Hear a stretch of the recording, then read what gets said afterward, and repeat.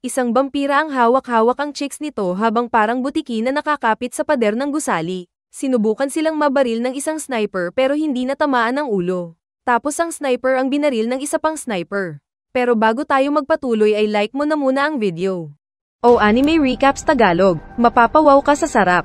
Next. Sa kabilang banda ay nakita ni Ren ang boss na si Kiria at sinabi nitong tapos na niyang trinabaho si Nanako. Kaya sinabi ng pulis na very good. Pero paglapit ni Ren ay biglang hinuli ni Kiria ang kamay ni Ren at ipinasaksak ang sarili. Saka sinabing ang talagang plan B nila ay palabasin na kriminal si Ren dahil sa pagsaksak sa reporter. Nakonsensya siya at sinaksak ang sarili saka tumalon sa mataas na gusali. Saka din ihinulog ang na traidor din. Saka pinuntahan ni Kiria ang nasasaktan na Nanako na sinumbatan siyang mga vampira lang dapat ang pinapatay nila. Ngunit walang ano-ano na dinilaan ni Kiria ang dugo sa mukha ni Nanako at nagtanong kung mukha ba siyang tao.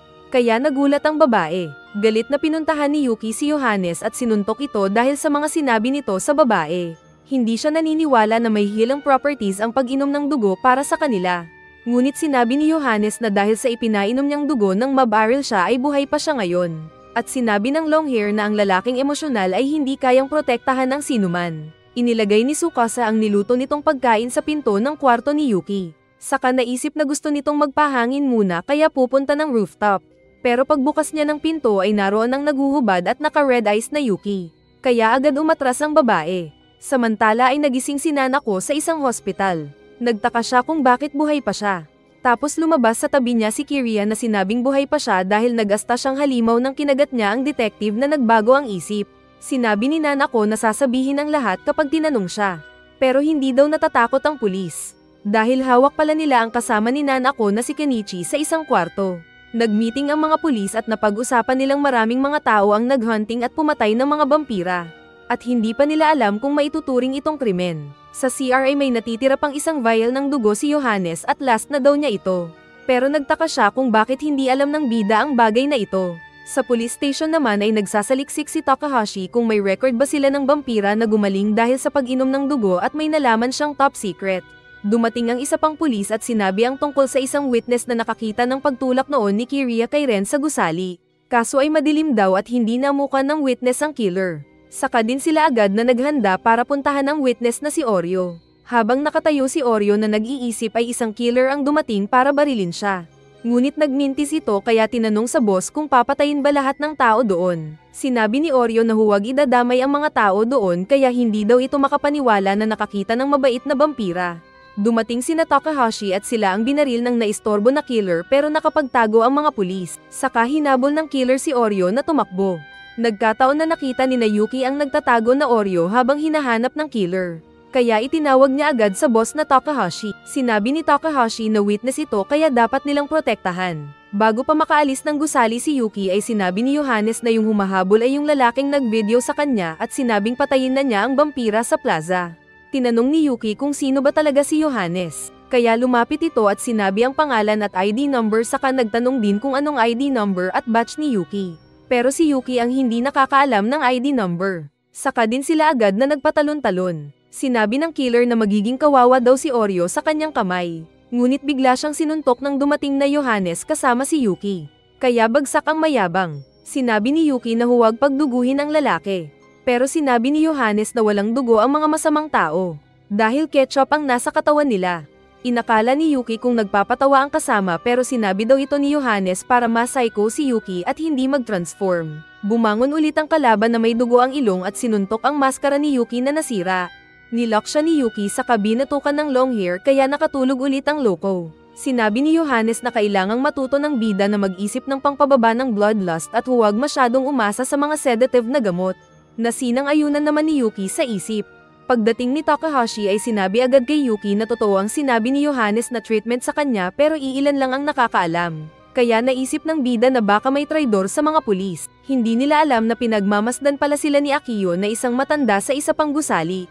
Hindi daw nito inasahan na makikitang magkasama ang isang masama at mabuti. Kalaunan ng makasalubong ni Yuki, Johannes at Oryo ang iba pang pulis ay sinabi kaagad ni Oryo ang nakita noong tinulak si Ren sa gusali. Narinig pa nito ang sinabi ng lalaki na traidor habang nahuhulog siya. Nais kausapin ni Tsukasa si Yuki pero agad na umalis ang lalaki at nagkulong sa kwarto habang iniisip ang sinabi ni Johannes kung paano niya kokontrolan ang bloodlust. Samantala dahil sa sugat ni Oreo ay napagtanto ng doktor na ginagawa niya ito para makontrol ang sarili na huwag uminom ng dugo.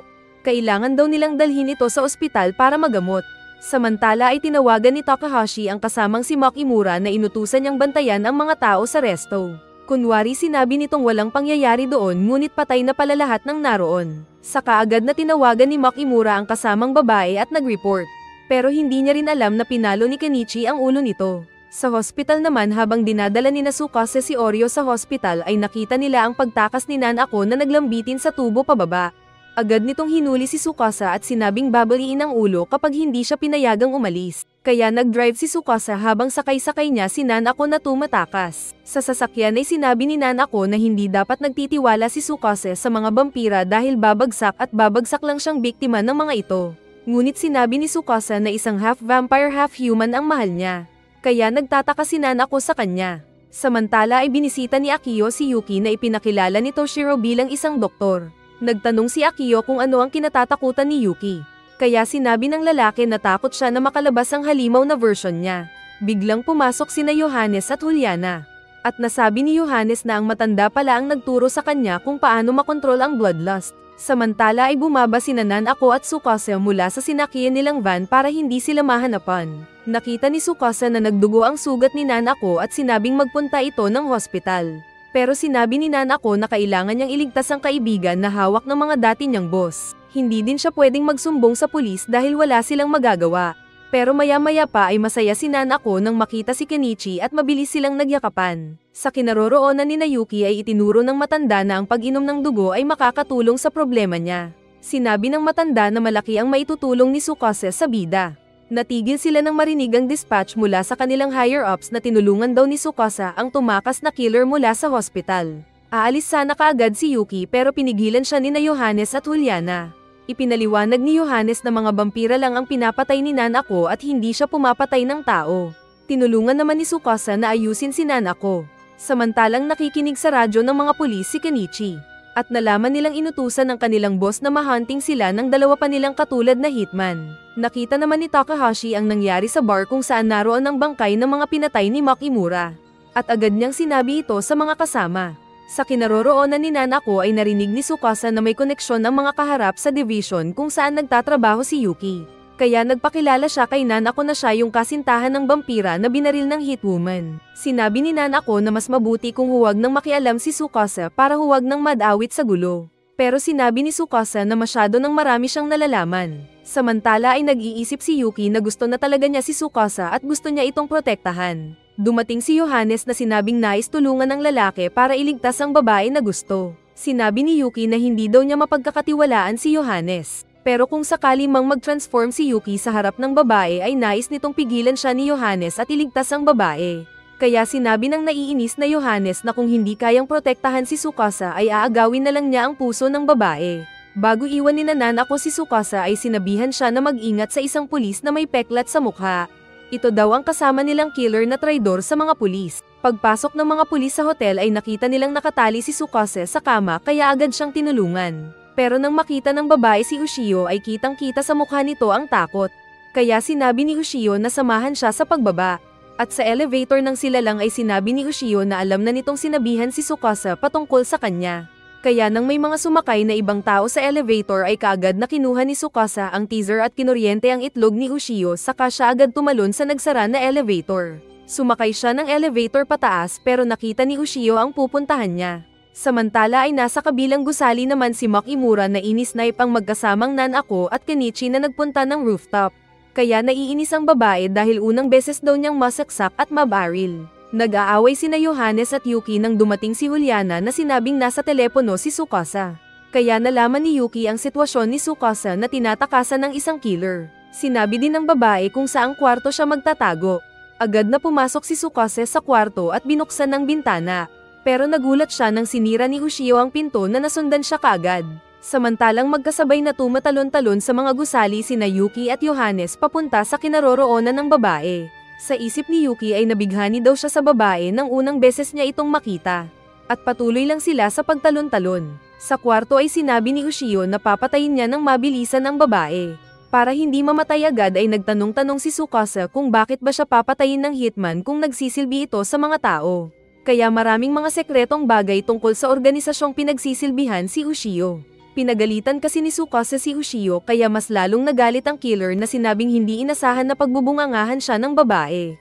Kaya napa-atres ang babae sa bukas na bintana. Binaril ng killer ang babae at nabasag ang salamin kaya nahulog si Tsukasa. At kitang-kita ito ng dalawang vampira.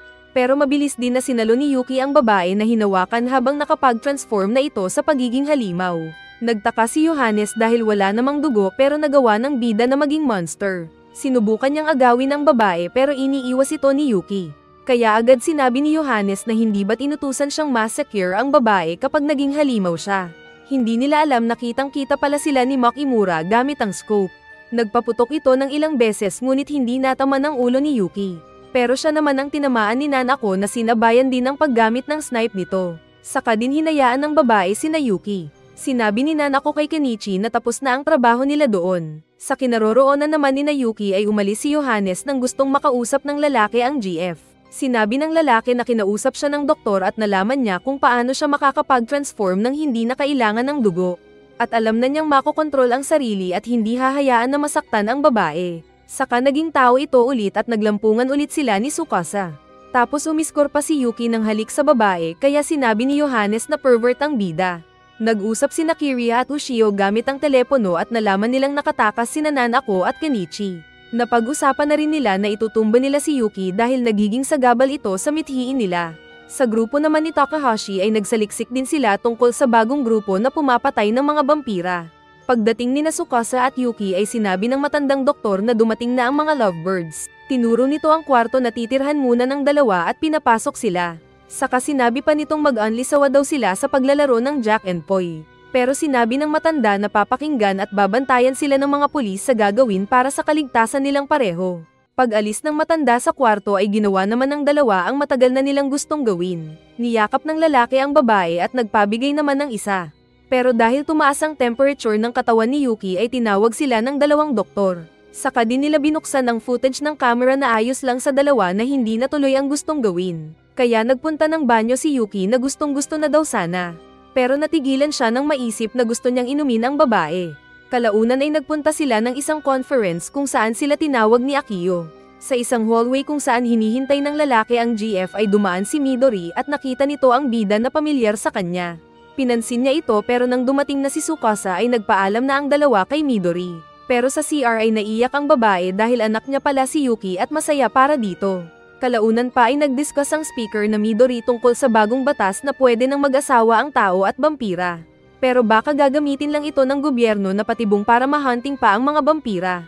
Pagkatapos ng araw na iyon ay pinuntahan ni Midori ang asawa nitong si Tamaki na isang vampira na nakakulong sa zoo. Sinabi ng babae na masaya siyang nakita ang anak na lumaki na at mayroon na ring kasintahan na tao. Sinabi ng vampira na nais daw niyang yakapin ang babae dahil miss na niya ito. Kaya sa isip naman ng babae ay darating din ang araw na iyon. Sa isang sementeryo ay nilapitan ni Yusok si Takahashi at sinabing nais magpa-assign sa grupo nito dahil wala siyang tiwala sa bagong boss nila. Dahil bagong leader ay sinabi ni Takahashi na ipapakilala sina Yuki at Juliana. Pero hindi pa sila tapos mag-usap nang dumating din ang isang mukhang puyat na sinabing maging siya ay interesado na makilala din ang dalawang vampira. Kaya sa base ni Takahashi ay tinawag sila ng boss at nag-meeting saka din ipinakilala si Megumi. Sinabi ni Takahashi na ito na ang bagong boss ng mga kasama niya. At makakasama na din nila pansamantala si Yusok.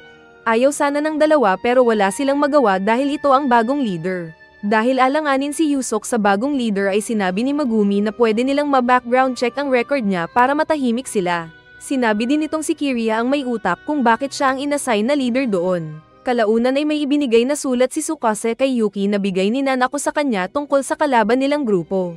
Pero nagulat sila nang biglang naroon si Megumi sa likod nila na nakikinig. Inakala nila kung isa itong vampira. Pero sinabi ni Megumi na tao siya at napupuyat lang sa kababasa ng anime. Nag-meeting silang muli at sinabi ni Megumi kakausapin nila sina Nanako at Kenichi para malaman pa kung sino ang mga kalaban nila. Inutusan ni Megumi si Tsukasa sa pag-contact kina Nanako para sumuko ang mga ito kapalit ng pagprotekta sa kanila. Nag-alala ang mga pulis sa sibilyan pero sinabi ni Megumi na babantayan siya ni Yuki na mas malakas kaysa tao. Kaya kinontak nga ng babae ang dalawang gun for hire. Nagpaalam muna si Johannes sa dalawang lovebirds na kukuha ng dugo. Kaya nagpalitan sila ng number ni Yuki. Nagtanong si Johannes kay Tsukasa kung ano din ang number nito pero pinigilan siya ni Yuki. Saka inasar ni Johannes si Yuki na takot itong agawin ni Johannes ang GF niya. Saka din agad tumalon si Johannes palayo na sinigawan ni Tsukasa na mag-ingat. Nagpunta si Johannes kay Feng na donor ng dugo na iniinom niya. Pero dahil maraming dugo na ibinigay ang doktor ay nahilo ito at sinamahan muna siya ni Johannes. Naalala ni Johannes nang tumakas siya sa laboratory ng mga mutants na tulad niya. Sinabi ng isang babae doon na kapag umalis siya ay hindi na siya makakabalik. Nang sinabi ni Feng na may bago na siyang pamilya ay hindi ito matanggap ni Johannes dahil tingin niya ay kailangan lang kasi siya ni Yuki. Pero kapag tapos na niyang maturuan ito ng maintenance na dugo ay pababayaan na siya. Pero pag uwi niya nang makita ang dalawang naghihintay sa tuktok ng gusali ay masaya din siyang sinabi na nakauwi na siya. Kalaunan pa ay nagkita ang grupo ni Nanako sa grupo ni Megumi. Sinabi ni Megumi na susuportahan nila si Nanako kapag nakipagtulungan sila sa mga pulis. Ngunit hindi daw ito sapat para sa babae at nagtanong si Nanako tungkol sa vampira na kinahulugan ng kanyang ina. Nagsaliksik ang mga detectives na nagtanong-tanong sa mga pwede nilang mapagtanungan. At nalaman nilang nang ma-inlove ang nanay ni Nanako kay Morisawa ay naging close ang vampira sa bata na Nanako. Mabait naman daw ang lalaki sa mag-ina. Ngunit isang araw ay bigla na lang binaril ni Morisawa ang babae at ginahasa at ininom ito sa harap ng bata. Kaya kinuha ng bata ang baril at binaril ang vampira sa ulo. Paglaki ni Nanako ay may nag-alaga sa kanya na mayaman na tao hanggang may mag-impluensya sa kanya na patayin ang mga vampira. Nagtanong si Kenichi kay Nanako kung nais ba nitong umalis o tulungan ng mga pulis. Nasabi ng lalaki na pansin nito noon pa man na parang may gusto si Nanako sa dating boss nila na si Kiriya. Kaya nainis ang babae na tumanggi at naglakad palayo. Ipinakita ang nakalipas ni Nanako na noong bata pa siya ay tutor na niya si Kiriya. At pinasok pa siya nito sa kwarto na sinabing hindi daw siya manyak. Pero tinawag siya sa mithiin nitong patayin ang mga vampira. Pero kalaunan ay bumagsak din ang kanyang panty sa manipulator na pulis. Kalaunan ay pumayag na si Nanako na tulungan ng mga pulis. Sinabi nitong si Kiriya daw ang pinaka-boss ng grupo na iniimbestigahan ng mga bida. Pero kailangan daw ni Megumi ang ebidensya. Bigla silang nakarinig ng ingay ng mga tao na nag-rally tulad ng gaya-gayang kunwari nag-rally sa Menjola pero nanggulo lang pala. Nag-rally daw yung mga tao dahil nais ma-hunting ang mga vampira na nakikitira sa mga tao. Lumabas sina Yusok at Yuki at nakita nilang may hawak na dugo ang mga tao para ma-activate ang mga vampira. Isang babae ang tumatakbo na hinahabol ng mga tao. Kaya naawa si Yuki na iniwan si Yusok para tulungan ito. Sinaktan niya ang mga humahabol na tao. Saka din agad na binigyan ng injection ng babae para maging tao. Kaso ay dumating ang nakamaskara na tinanggal ang gas mask. Ito pala yung manyak na propesor na nais gantihan si Yuki. Tapos nag-live pa sila ng video at nakita ito ng mga pulis na kasama ni Tsukasa. Sinabi ng propesor na nasira ang buhay niya dahil sa pagbugbog ni Yuki sa kanya at pagbibisto na isa siyang manyak. Pero naroon siya ngayon para maghiganti at pinagtawanan pa ang lalaki dahil kawawa daw ito. Sinuntok ng nainis na Yuki ang long hair na nagdugo ang ilong. Kaya naging pula ang mata ng vampira na alam ng propesor na na-turn on. Pero hindi ito tuluyang naging pula lahat dahil sa teknik na itinuro ni Johannes. At nakontrol ni Yuki ang sarili na hindi maging berserk. Kaso ay nainis si Ochai na may itinago pa palang secret weapon na itinapon sa mukha ng bida. Dugo daw ito para gisingin ang pagiging halimaw ng mga halimaw. Dahil dito ay nagising nga ang pagiging halimaw ni Yuki na lumabas ang mga pangil. Nakuhanan ng kasama ni Ochai ng video ang pangit na itsura ni Yuki. Pero natakot din ang mga bugok na agad lumabas ng pinto kaya hindi sila naabutan ng na-excite na Yuki. Kung hindi ba naman kasi tanga ang hinayupak na nais ilagay ang sarili sa danger. Mabuti na lang at dumating ang mga pulis at ng boss ni Yuki na laging puyat at siya ang mabilis na tumalo sa bida na naging mahina. Nahuli naman ng mga pulis si Ochai. Ngunit dahil naging viral ang video ni Yuki online ay pinagalitan ng boss ng investigation unit si Takahashi dahil sa pag-deploy kay Yuki sa riot. Samantala ay naging ayos ulit si Yuki na kasama sina Megumi at Johannes. Dinala ng superior si Yuki sa isang tagong lugar at sinuntok ito sa mukha. Nais daw nitong malaman kung anong kakayahan ni Yuki na makontrol ang sarili. Naglabas si Megumi ng kutsilyo na ikinabahala ni Yuki. Sinugat ni Megumi ang kamay at sinubok ang akitin ng vampira. Sinuntok ni Yuki ang superior pero gumanti din ito. Pero sinabi ni Megumi na hindi pa siguro napapansin ng bida na nakokontrol na nito ang sarili. Pinagsusuntok pa ni Megumi si Yuki na nagawang makasangga kaya sinabi ni Megumi na lumalakas na siya. Muling pinatumba ni Megumi ang bida at ipinilit na inumin ang dugo mula sa daliri nito. Sa paraang ito daw ay malalaman ni Yuki ang kanyang tunay na potential. Ngunit biglang dumating si Takahashi na tinulak si Megumi palayo kay Yuki at sinaksakan ng injection ang bida. Naroon din si Tsukasa kaya nahiya si Yuki dahil nakita siya ng babae sa pangit nitong itsura. Nahihirapan si Kenichi sa pag-hack sa server ng dati nilang organisasyon. Kaya wala silang alam kung ano ang kasunod na hakbang ng mga kalaban. Dumating si Nanako na kinaiinisan pa rin ni Yuki dahil sa pagbaril nito sa kanya. Ito kasi ang dahilan ng pagkakaroon ng peklat sa mukha ni Tsukasa.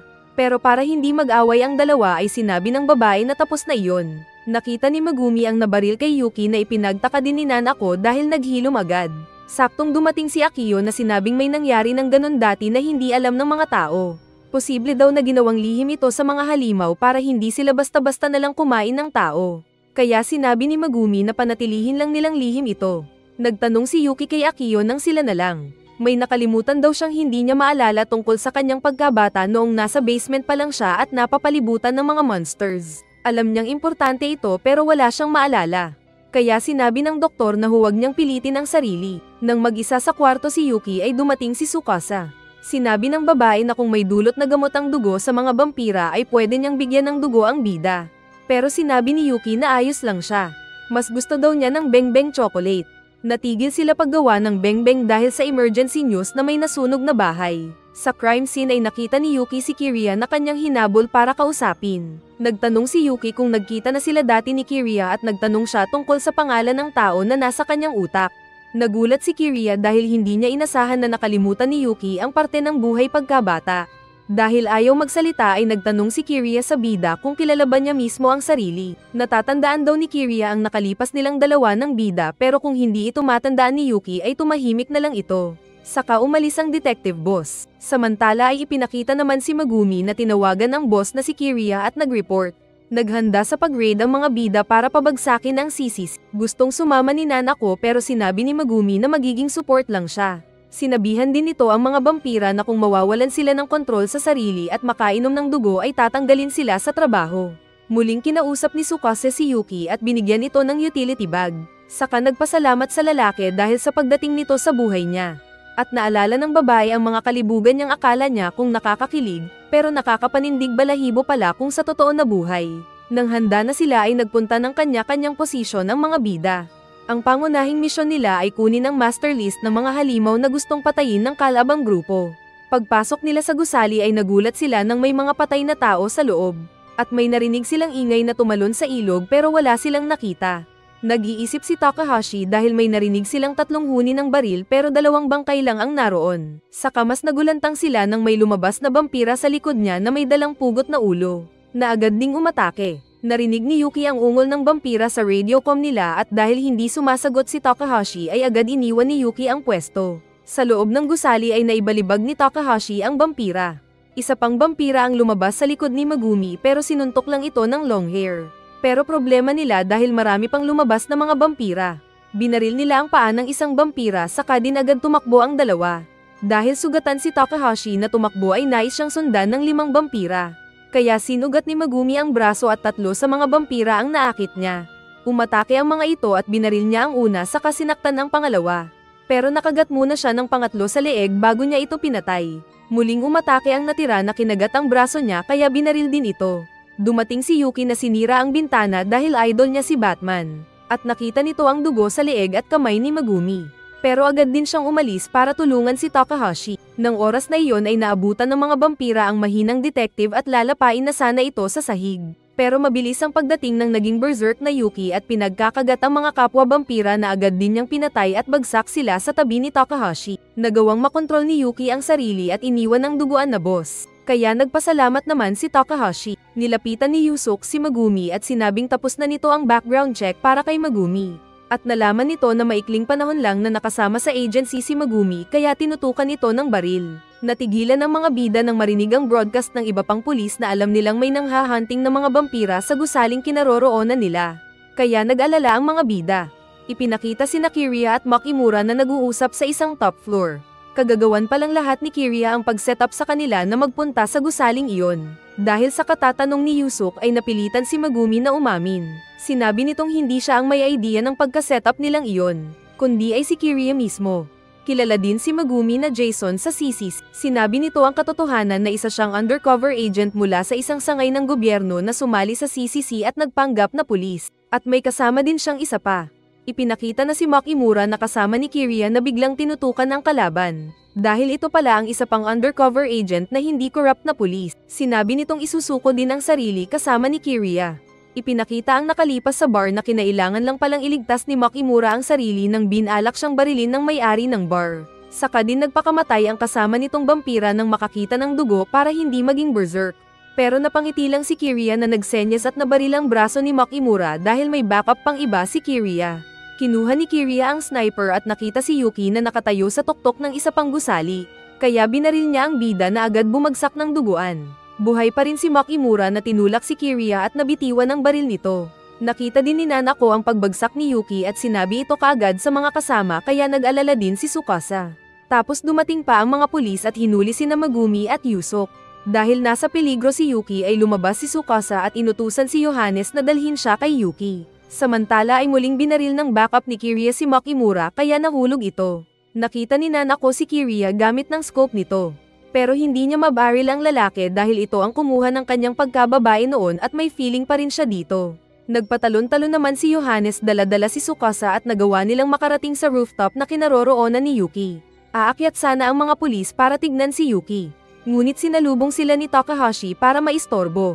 Sa rooftop ay sinabi ni Yohanes na kailangan ni Yuki ng maraming dugo para hindi ito tuluyang mamatay. Kaya pinagsusuntok ni Tsukasa ang isang salamin at kumuha ito ng basag na bubog. Sinugat nito ang sarili para painumin ng dugo ang walang malay na Yuki.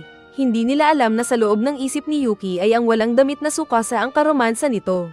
Kinagat na ni Yuki ang kamay ni Tsukasa dahil amoy lechon daw ito. At ininom ang dugo ng babae kaya nagsimulang maghilom ang sugat nito. Nakarating ang dalawang pulis na may shield kaya ipinaliwanag agad ni Yohanes ang sitwasyon at humingi pa ng tulong sa dalawa. Nang naghilom na ang sugat ni Yuki ay ipinatusok ni Yohanes si Yuki ng injection sa pulis para matanggal ang pagiging pangit nito. Saka din agad na binuhat ang wala ng malay na babae dahil nawalan ng maraming dugo.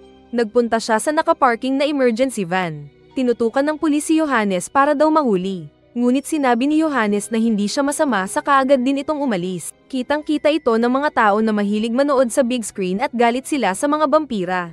Samantala ay nahuli naman sina Megumi Takahashi, Kenichi at Yusok. Pero narinig nila ang sinabi ng buhay pang Makimura na binabalak ni Kiriya na tanggalin ang mga dating miyembro ng CCC para wala nang maging witness. Ipinakita ang nakalipas ni Yuki noong binuhat siya ni Kiriya. Dinala ni Kiriya ang batang Yuki sa facility na kinaroroonan ng mga vampira na nakakakulong. Saka din ipinakita ang tatay ni Yuki na tamaki na sinabi ni Kiriya na isang murderer. Nagising si Yuki at nakita ang doktor ng mga vampira na si Feng. Dahil sa nangyari ay nasuspende ang mga investigador at sinabi ng kanilang boss na magbakasyon muna sila. Pero nalaman din nilang may pumatay daw kay Ushio nang manlaban ito sa gabi ng operation nila. Sinabi ni Megumi na babalik na muna ito sa dating agency kung saan talaga siya nagtatrabaho at nagpaalam na sa mga kasama. Ipinakita naman si Kiriya na binuksan ng isang sasakyan. Pero bigla itong sumabog. Sa kabilang banda ay nagising naman si Tsukasa at masaya siyang makita ang kaibigan na nagbabantay sa tabi niya. Dumating din si Megumi at sinabi ang balita na maraming mga tao ang nagrally dahil ayaw nila sa mga vampira at kasalukuyang nag-iisip ang gobyerno kung ano ang gagawin sa mga vampira. Inutusan din ni Megumi si Tsukasa na bawal na silang magkita at magkausap ni Yuki. Sa kinaroroonan ni Yuki ay kinausap naman siya ni Takahashi at Akio at nagkwento ang matanda tungkol sa mga magulang ni Yuki. Sinabi nitong nagkaroon daw ng girlfriend ang tatay ni Yuki. Pero pinatay ito ng mga siraulo na tao. Kaya hinanap ito ng tatay ni Yuki at ininom ang kanilang mga dugo. Nawala siya sa sarili at nakapatay pa ng maraming inosente. Pero pagkatapos noon ay nagkakilala sila ng nanay ni Yuki at gumawa ng bata na Yuki. Mga siraulo. Dahil parehong bayot ay nagkita pa rin ang dalawa kahit sinabihan na silang bawal magkita. Nagpasalamat si Yuki dahil kung hindi siya iniligtas ng babae ay patay na sana siya. Sinabi ni Tsukasa na mahal niya ang vampira. At ganun din ang sinabi ni Yuki sa masayang babae. Maghihintay daw si Tsukasa sa araw na pwede na silang magkatuluyan ni Yuki nang walang danger. Saka parehong umalis. Pagkaraan pa ng panahon ay muling nagkita ang dalawa at parehong naging mature. At pwede na silang mag-asawa dahil sa thesis na ginawa na pwedeng mag-asawa ang tao at vampira. At natapos ang walang silbing series na hindi na maibabalik ang oras nating nanood. Kung gusto nyo pa ay bisitahin nyo lang ang mga videos natin dahil marami pa tayong mga anime recaps na pwede kayong pasayahin.